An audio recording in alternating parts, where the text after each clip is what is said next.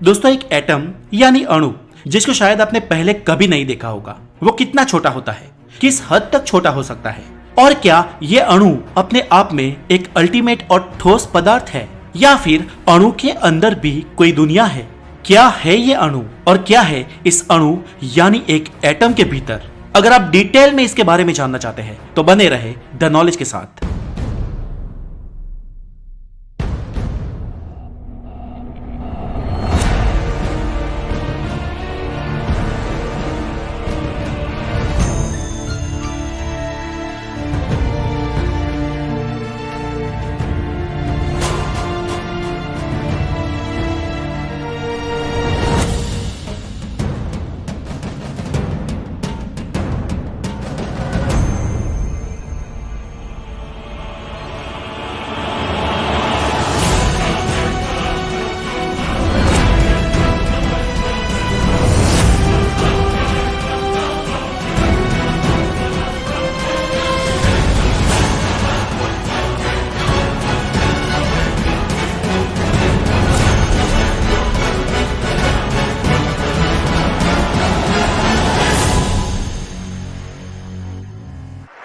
दोस्तों एटम के बारे में तो आपने सुना ही होगा। एटम यूनिवर्स में मौजूद सभी पदार्थों की सबसे छोटी इकाई है और हमारे ब्रह्मांड में जितनी भी चीजें हैं वो एक अणु से ही बनी होती हैं।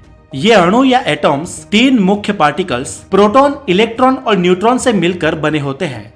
एटम का आकार इतना छोटा होता है कि इसके बारे में कल्पना भी कर पाना बहुत मुश्किल है, इसलिए एटम का एग्जैक्ट आकार समझना थोड़ा कठिन है। लेकिन दूसरी चीजों के साथ इसकी कंपैरिजन करने के बाद आपको बड़ी ही आसानी से यह समझ में आ जाएगा कि एटम आखिर किस हद तक छोटा हो सकता है।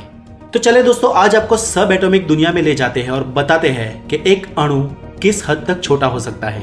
मैं हूं हितेश गिरी गोसाई, आप है द नॉलेज के साथ, और चले जानते हैं परमाणुओं की दुनिया की वो सच्चाई जो शायद आप न जानते हो।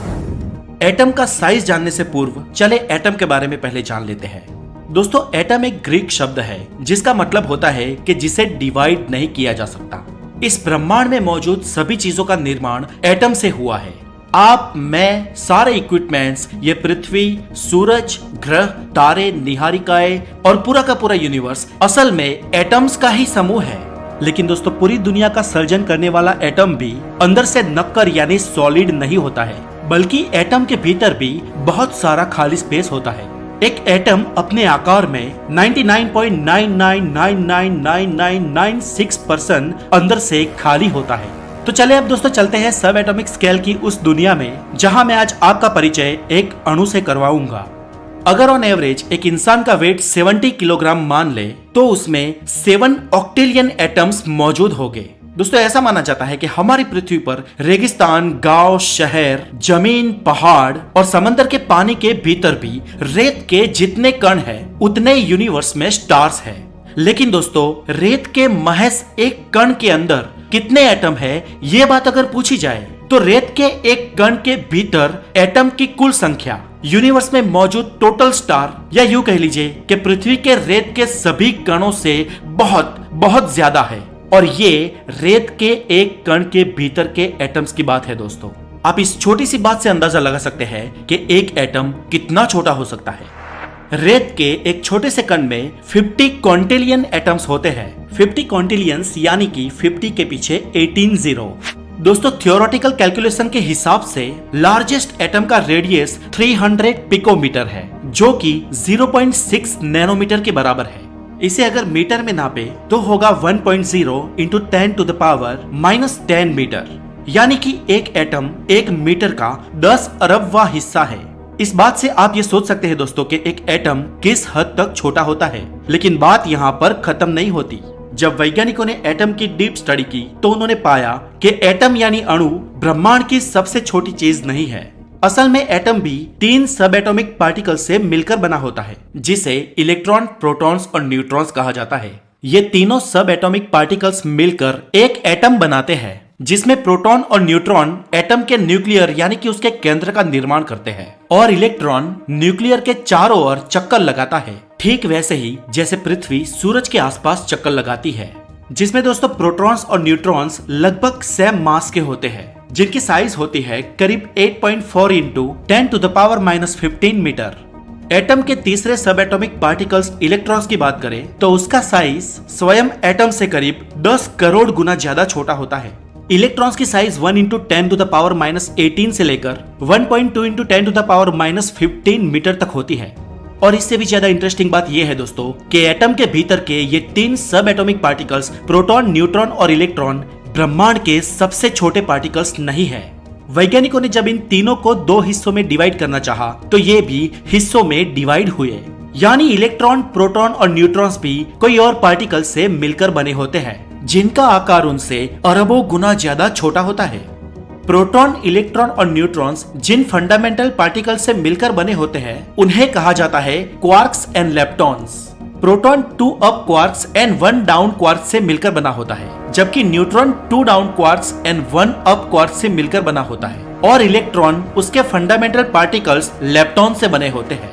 दोस्तों, इन फंडामेंटल पार्टिकल्स का साइज अभी कंफर्म नहीं किया गया है, लेकिन इनके साइज के बारे में अनुमान किए गए हैं। हालांकि ये अनुमान अभी थियरी तक सीमित है, इन्हें प्रूव नहीं किया गया है। फिर भी चले आज हम इनके थियोरेटिकल साइज के बारे में भी जान लेते हैं। तो सबसे पहले क्वार्क्स का साइज होता है 1 इंटू 10⁻⁻19 मीटर। प्रोटॉन और न्यूट्रॉन का निर्माण करने वाले ये क्वार्क्स एटम से खरबों गुना छोटे होते हैं, लेकिन फिर भी ये लेप्टॉन से साइज में बड़े होते हैं। Leptons size 1 into 10⁻24 metre. दोस्तों, मैटर के 12 बेसिक बिल्डिंग ब्लॉक्स में लेप्टॉन्स सबसे छोटे हैं। इनका आकार बेहद ही छोटा है। हम हमारी आम आंखों के साथ इसकी तुलना करें तो मान लीजिए कि हमारे सामने ये है ही नहीं, ये अदृश्य है, इनकी कोई मौजूदगी ही नहीं है। लेकिन भौतिकी की एक बेहद दुर्लभ और बेहद ही सूक्ष्म दुनिया में इनका अस्तित्व है। दोस्तों, आगे हमने जो डिस्कस किए वो सब एटॉमिक पार्टिकल्स प्रोटॉन, इलेक्ट्रॉन्स और न्यूट्रॉन्स और उनका निर्माण करने वाले fundamental particles quarks and leptons, ये सब फर्मियन पार्टिकल्स की कैटेगरी में आते हैं। लेकिन दोस्तों, इस मास वाली चीजों को आपस में जोड़ने के लिए प्रकृति में 4 प्रकार के मूलभूत बल भी है, जिन्हें हम 4 फोर्सेस ऑफ द नेचर कहते हैं, जो है gravitational force, electromagnetic force, strong nuclear force and weak nuclear force. और इन चारों फोर्सेस के वजूद के लिए जो पार्टिकल्स रिस्पॉन्सिबल है, उन पार्टिकल्स को कहा जाता है बोसॉन। यानी कि इन बोसॉन्स की वजह से ही नेचर के 4 फोर्सेस काम करते हैं। बोसॉन के फंडामेंटल पार्टिकल्स की बात करें तो वो है photons, gluon, Z boson, W boson और हिग्स बोसॉन। और एक और भी है ग्रेविटॉन, लेकिन ग्रेविटॉन एक थियरी है, अभी तक इसे प्रूव नहीं किया गया है। अगर हम हिग्स बोसॉन के साइज की बात करें तो इनका साइज करीब इलेक्ट्रॉन्स के बराबर ही होता है। लेकिन दोस्तों, ये सारे पार्टिकल्स यूनिवर्स के सबसे छोटे पार्टिकल्स नहीं है। जैसा कि दोस्तों मैंने आगे बताया, फंडामेंटल पार्टिकल्स के बाद एक बेहद ही सूक्ष्म दुनिया की शुरुआत होती है, और उस दुनिया में एक बेहद ही छोटी साइज की कल्पना की गई है जिसे कहते हैं प्लैंक लेंथ। इस प्लैंक पार्टिकल को टाइनी ब्लैक होल भी कहा जाता है, क्योंकि इसकी लंबाई खुद इसके श्वार्ज़चाइल्ड रेडियस के बराबर होती है, और ये प्लैंक लेंथ एक परमाणु से 10,000 खरब गुना छोटी होती है, जिसकी साइज 1.6 इंटू 10⁻⁻35 मीटर होती है। और इसलिए इस पार्टिकल को वैज्ञानिक ब्लैक होल की सिंगुलरिटी से भी जोड़ते हैं। दोस्तों, स्ट्रिंग थियरी के अनुसार एक स्ट्रिंग की लंबाई इस प्लैंक लेंथ से भी छोटी होती है, और इस थियरी के अनुसार ब्रह्मांड की सबसे छोटी चीज होती है स्ट्रिंग।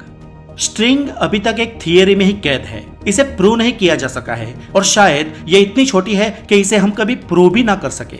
लेकिन ये स्ट्रिंग थियरी हमारे अनसुलझे भौतिकीय के सवालों का जवाब देती है, और ये बेहद ही जटिल विषय ग्रेविटेशन को भी एक्सप्लेन करती है। ये थियरी इतने छोटे स्केल की बात करती है जिसकी हम कल्पना भी नहीं कर सकते। और दोस्तों, सच तो ये है कि हम जिस भी पार्टिकल को भीतर से जानने की कोशिश करते हैं उसके उतने ही टुकड़े हो जाते हैं। हर पार्टिकल 2 टुकड़े में बंट जाता है। फिजिक्स के कई साइंटिस्ट कहते हैं कि हम स्पेस को जितना बांटे उतनी बार वो बटेगा। स्पेस के प्रत्येक टुकड़े को 2 हिस्सों में बांटा जा सकता है। और दोस्तों, इससे ये बात साबित होती है कि यूनिवर्स बड़े और छोटे दोनों ही लेवल पे इनफाइनाइट है। हमारे लिए ब्रह्मांड की सबसे बड़ी चीज वो है जिसे हमने खोजी है या जिसे हम महसूस कर सकते हैं, और सबसे छोटी चीज भी वही है जिसे हमने अब तक खोजी है या जिसको हम अपनी 5 ज्ञानेंद्रियों द्वारा महसूस कर सकते हैं। लेकिन शायद सच बात तो यह है कि यूनिवर्स बड़े और छोटे दोनों ही लेवल पे अनंत है।